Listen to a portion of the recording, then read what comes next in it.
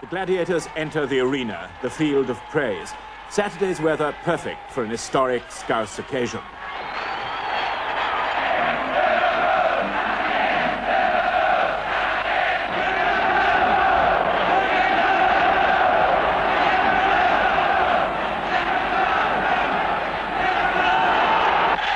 Liverpool, in red shirts, were playing before their own spectators for the last time this season.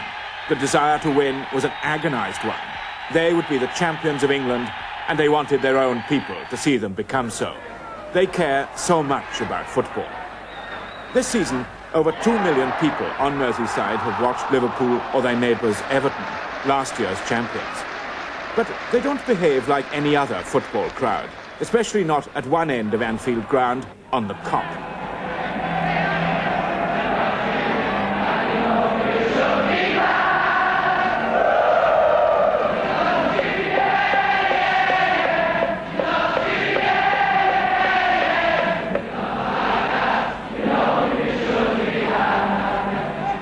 The music the crowd sings is the music that Liverpool has sent echoing around the world.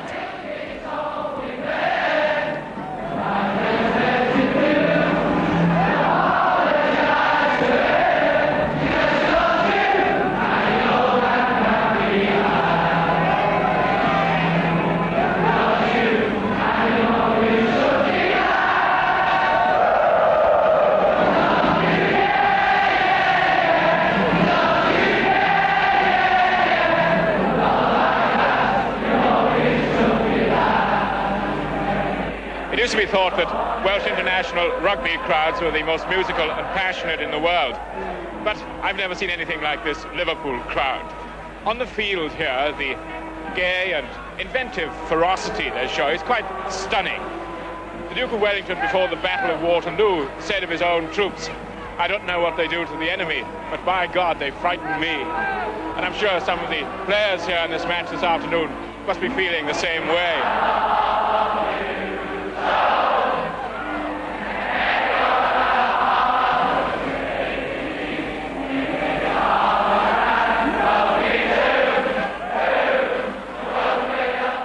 An anthropologist studying this Kop crowd would be introduced into as rich and mystifying a popular culture as in any South Sea island. Their rhythmic swaying is an elaborate and organised ritual. The 28,000 people on the Kop itself begin singing together. They seem to know intuitively when to begin.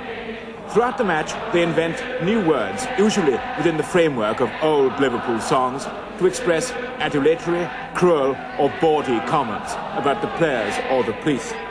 But even then, they begin singing these new words with one immediate, huge voice. They seem, mysteriously, to be in touch with one another, with Wacker, the spirit of Scouse.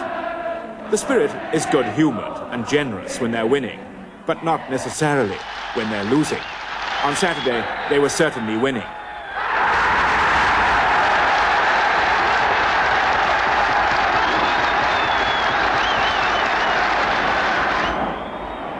In an hour, Liverpool scored 5 goals and could have scored more.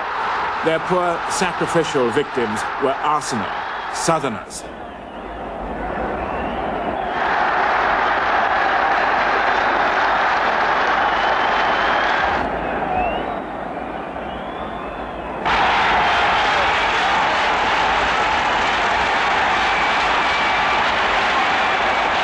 On Merseyside, football is the consuming passion. It's hard to persuade people to talk about anything else, except perhaps the beat groups, which the Kop crowd do a lot to explain.